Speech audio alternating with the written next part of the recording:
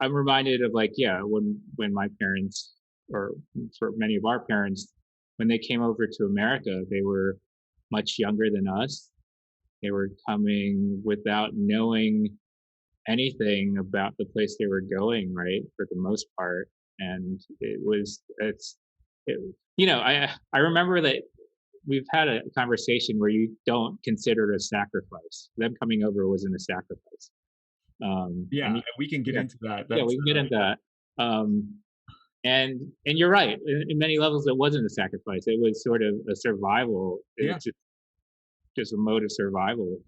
Yeah, I Um, hope I don't get flack for that because it's a very blanket statement. Well, we definitely need to get in deeper with what I meant by that. But yeah, I just don't want people to take it out of context like they yeah, did. I mean, but it's a part of like the complexity of our experience, right? That I don't think you can make a blanket statement and say like everything that is a sacrifice, right? Like what, but I think heroism and sacrifice becomes synonymous a lot of times in courage. And I think what they did was very courageous, but it's not necessarily sacrifice.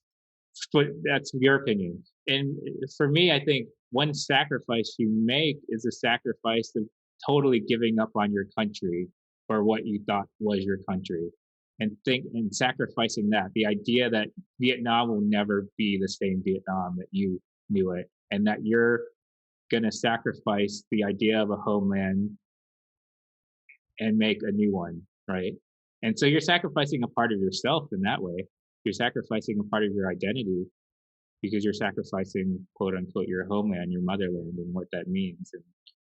And I always think of our parents as the greatest artists because they had the power to imagine a completely new future and a new home out of nothing. I think that that art of creation is very beautiful. And I don't think it's given enough credit to our parents' generation to have that sort of artistry, that imagination. Um, It's a good point.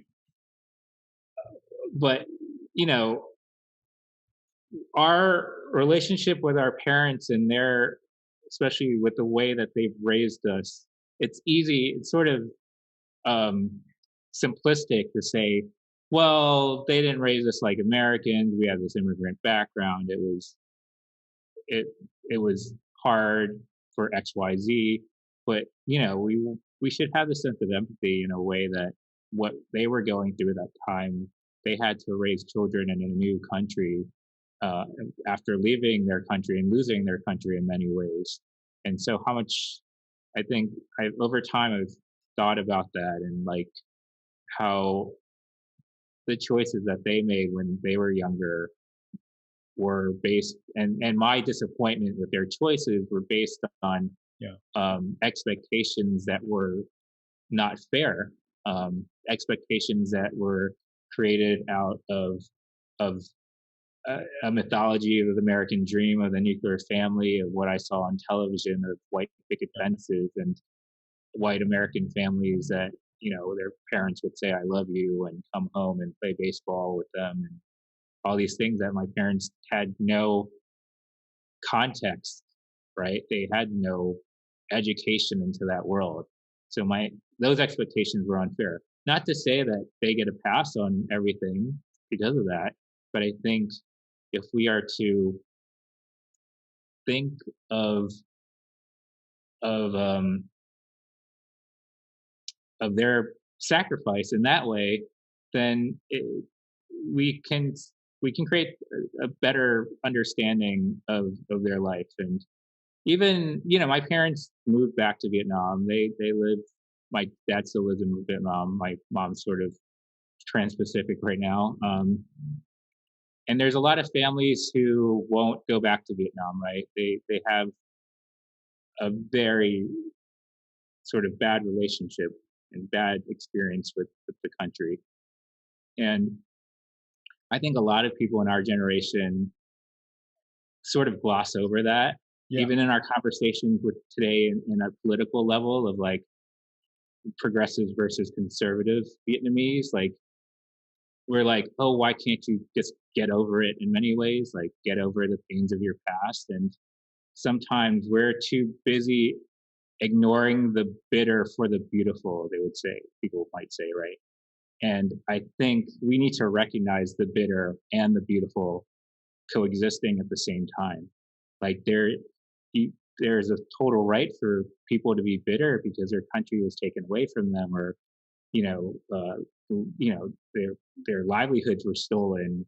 But there's also a beauty in being able to live in a country where you can um, profess your love for Vietnam, for you can put up a Ho Chi Minh photo, and that freedom is also something to be celebrated. And I think it's just those complex, uncomfortable conversations that we aren't having with our parents or these generations, where it's a dualistic society. It's contrast and not complexity. And I think the world needs more complex conversation. Why do you think we're not able to simply bridge that divide? Um, I mean, I think we're trying to. I think your podcast is a tool for that, to bridge divides. Um, the prominence of social media, of cable news, of debate that is less um, contemplative and more combative, right? There's that proliferation of competition rather than cooperation. It's all these different things.